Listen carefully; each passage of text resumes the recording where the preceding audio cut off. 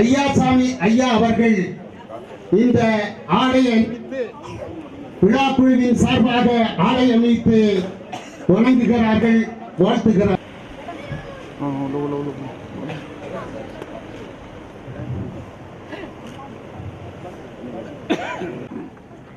இதை சொல்லுகின்ற பொழுது எனக்கு ஒரு செய்தி ஞாபகத்திற்கு வந்தது. இந்த இல்லத்திற்கு உரிமையாளராக திகழ்கின்ற எங்களுடைய குருநாதன் அவர்களும் அவருடைய துணைவியார் நளினி அவர்களும்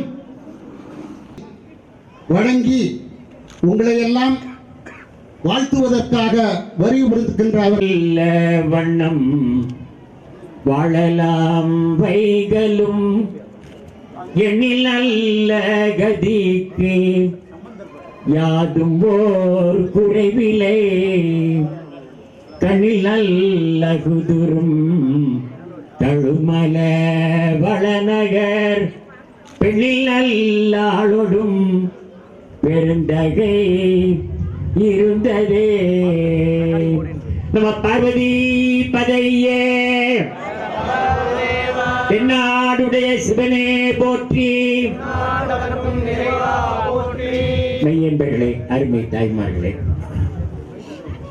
இந்த மேடையிலே விட்டிருந்து எல்லோரையும் வாழ்த்தி கொண்டிருக்கின்ற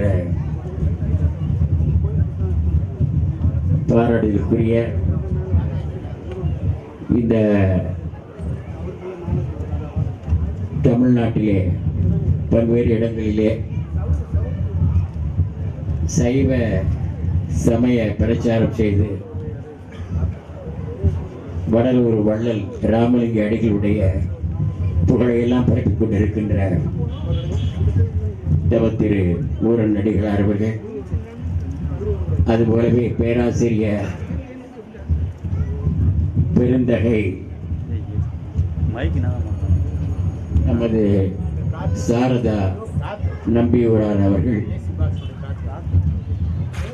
அதுபோலவே இந்த விழாவிலே கலந்து கொண்டு ஆசி உரை நிலைக்கு இருக்கின்ற சிதம்பரம் மௌன திருமணாலயத்தினுடைய திரு சுந்தரமூர்த்தி சுவாமி அவர்கள், இன்னும் பேராசிரியர் பெருந்தகையான சுந்தரம் அவர்கள்,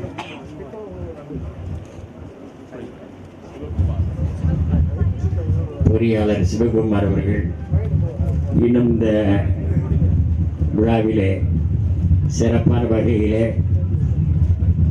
இந்த இல்லத்தை கட்டியிருக்கிற ஐயாசாமி சரஸ்வதி தம்பதிகள் மற்றும் எங்களை இங்கே அழைத்து வந்திருக்கின்ற பாராட்டுக்குரிய 63 சங்கர் அவர்கள், இவர்கள் அத்தனை பேருக்கும் இன்னும் விழாவில் அவங்க பேர் என்ன,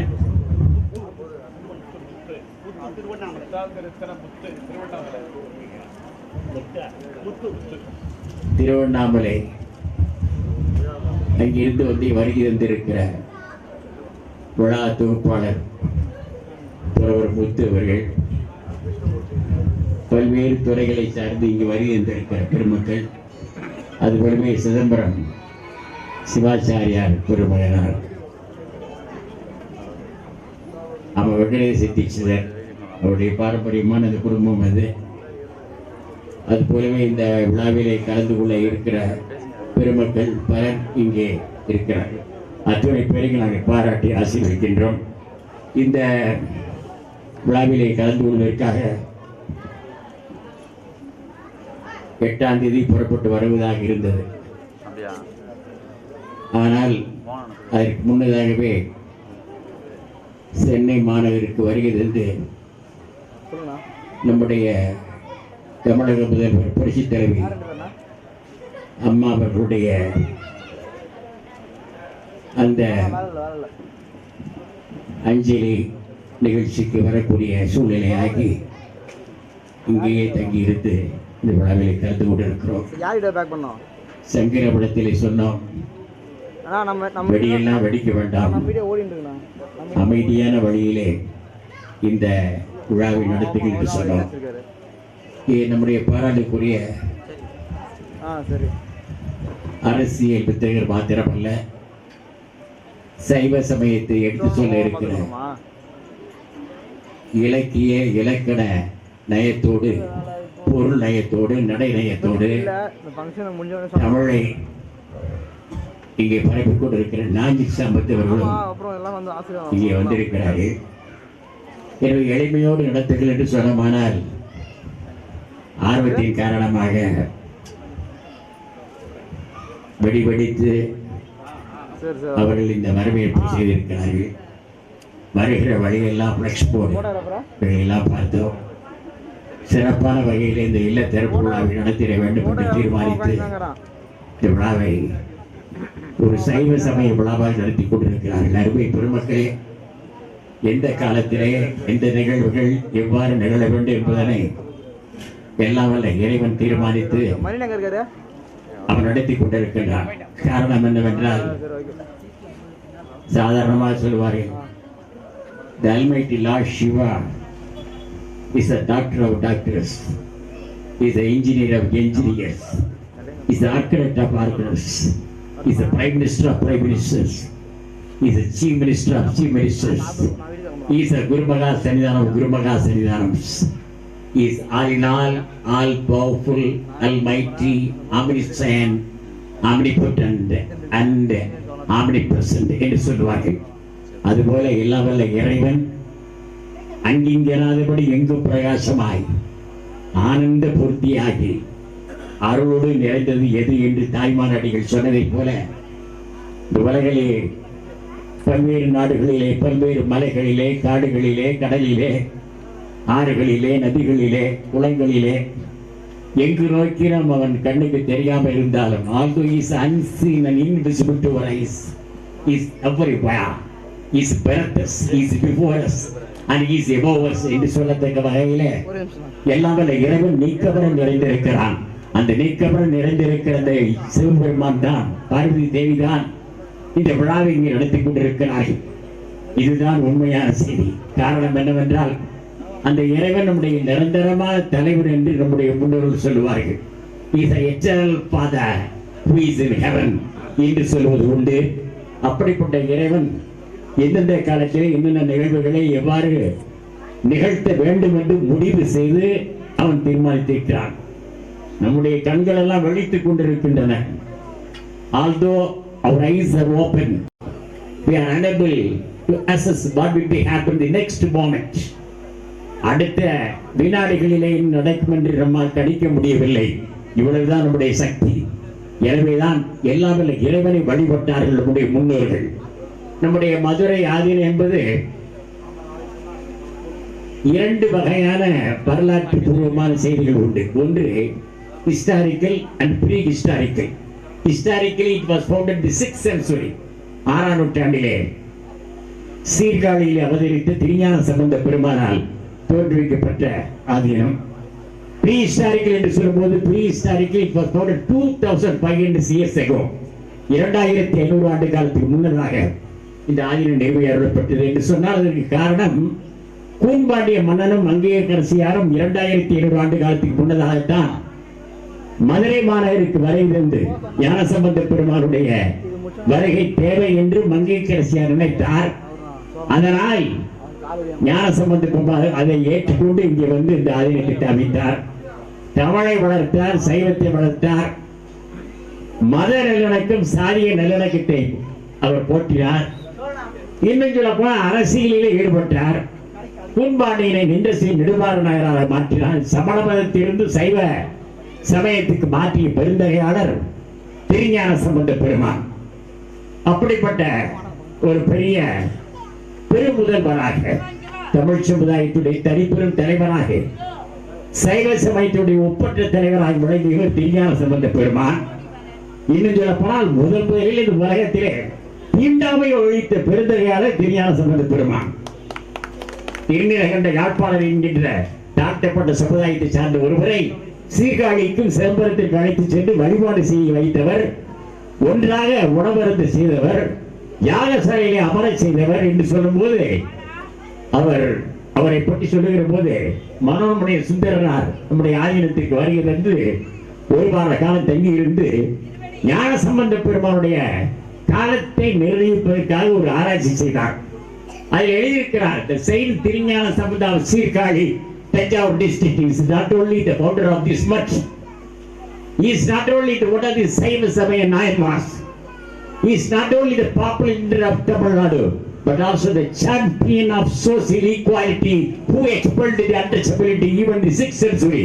என்று எழுதியிருக்கிறார். அப்படியானால் தீண்டாமை ஒழித்த பெருந்தகை பெரு முதல்வர் திருஞான சம்பந்த பெருமான் என்று சொன்னால் அது மிகையாகாது. அந்த வழியை கடைபிடிக்கிற பெருமக்கள் இங்கே சங்கருடைய சகோதரரும் அவருடைய தோல்வியாரும் இங்கே இருக்கிறார்கள். சைவ சமயத்தை வலியுறுத்துகிற, சைவ சமயத்தை பரப்புகிற, இசையை பரப்புகிற, தமிழை பரப்புகிற ஒரு குடும்பமாக திகழ்வது என்பது எங்களுக்கெல்லாம் மிகுந்த மகிழ்ச்சி. அவருடைய குடும்பம் எல்லா வகைகளிலும் நலப்படுத்த கடவிலே வாழ வேண்டும். இன்னும் சொல்ல போனால் தமிழை சைவ சமயத்தை பரப்புகிற பெரு நோக்கோடு அவர்கள் வாழ வேண்டும். இன்னும் சொல்ல போனால் நம்முடைய ஆதீனத்திற்கு வருகை தந்த டாக்டர் ஜீவ் கோப்பன்பார் அவர் வருகிற போது 289வது குருமகா சன்னிதானவர்கள். சன்னிதான 292 பட்டம் 289 சன்னிதானவர்கள் எப்பீடத்தில் இருக்கிற போது அவர் விழுந்து வணங்கி கேட்டாராம், மகா சன்னிதானம், I want to translate the Thirukkural Thiruvasagam and Naladiyar into English. I seek your blessings என்று கேட்டாராம். சன்னிதானவர்கள் சொன்னார்களாம், Dr. G. Pope, you can commence this noble task even today itself. Our choice is blessing to you all என்று சொன்னார்களாம்.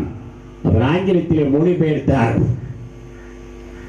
திருவாசகத்தை ஆங்கிலத்தில் மொழிபெயர்த்தார். திருக்குறளை ஆங்கிலத்தில் முதல் முறையிலே உலகத்திலே மொழிபெயர்த்தவர் டாக்டர் ஜி போப். அவர் எழுதுகிறார், the Saiva Siddhanta is the most intrinsically valuable of all the religions of India என்று எழுதிவிட்டு அவர் சொன்னார், the Tamils are the most intelligent and progressive of all the Hindu races in India என்று எழுதிவிட்டு ஒரு மரண சாசனம் எழுதிவிட்டார். நான் இறந்தவர் என்னுடைய கல்லறையிலே இங்கே ஒரு தமிழ் மாணவன் படுத்து உறங்குகிறான் என்று எழுத வேண்டும் என்று மரண சாசனம் எழுதிவிட்டார். 2 முறை இங்கிலாந்து மாநகருக்கு நாங்கள் சென்றிருக்கிறோம். அவருடைய கல்லறை சிமெண்டி ஆக்ஸ்போர்ட் பல்கலைக்கழகத்தின் பக்கத்தில் இருக்கிறது.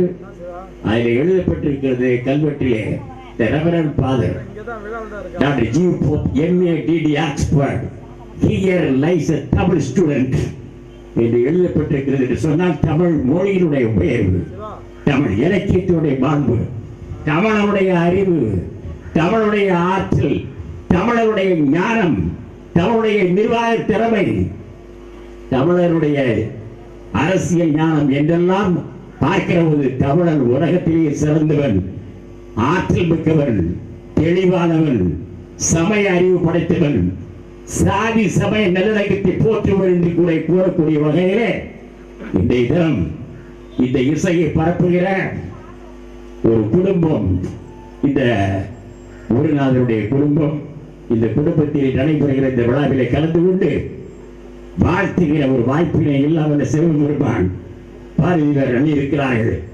இந்த குடும்பம் எல்லா வகையிலும் நலம் பெற்று திகழ்ந்திட, சைவத்தை பரப்பிட, தமிழ் மொழியை உலகெங்கும் பரப்பிட, இசையை பரப்பிட, அவர்கள் குடும்பத்தோடு எல்லோரும் எல்லா நலங்களோடும் வளங்களோடு வாழ்ந்திட எல்லாம் வல்ல சிவபெருமான் பார்வையை பிரார்த்தித்து ஆசை வைக்கின்றோம்.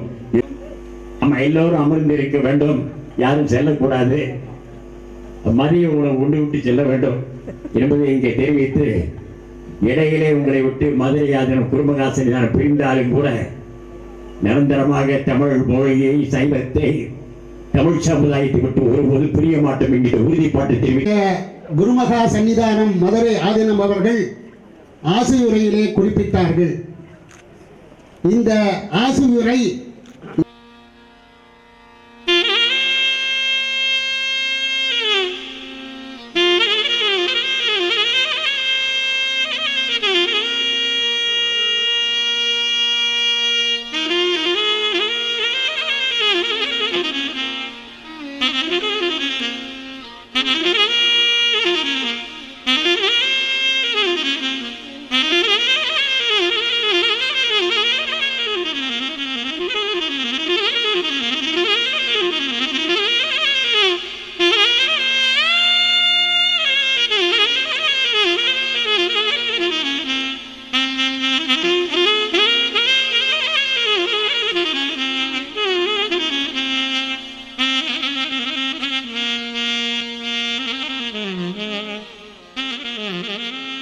Thank you.